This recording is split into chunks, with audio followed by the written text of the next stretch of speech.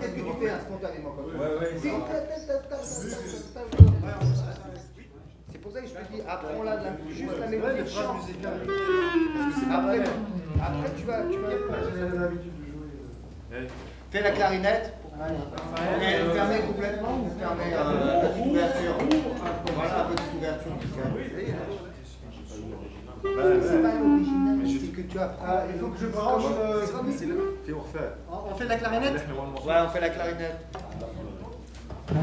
Smadj et Balaké Sissoko, c'est une rencontre qui s'est faite déjà il y a quelques années. On a fait une création sur les musiques nomades au Niger, avec un groupe du Niger, Mamar Kassé, avec Driss El Maloumi du Maroc, avec Balaké Sissoko du Mali, avec moi qui représentais la Tunisie, avec un rapport rwandais aussi, enfin il y avait une quinzaine de musiciens représentant chacun un pays du désert, où il y a des musiques nomades, où il y a des musiques qui se fabriquent dans le désert.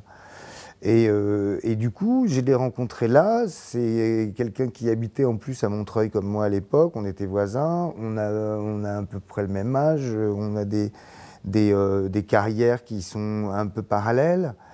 Il y a eu un flash de musiciens, voilà. On commence à jouer, on se propose des morceaux, on écoute les uns les autres, et on apprécie jouer avec l'autre personne. Lui, je crois qu'il a très peu d'expérience de jouer sur des musiques électroniques, et quand on s'est retrouvés là et que je lui ai proposé un ou deux morceaux, j'ai vu son visage s'illuminer, si tu veux.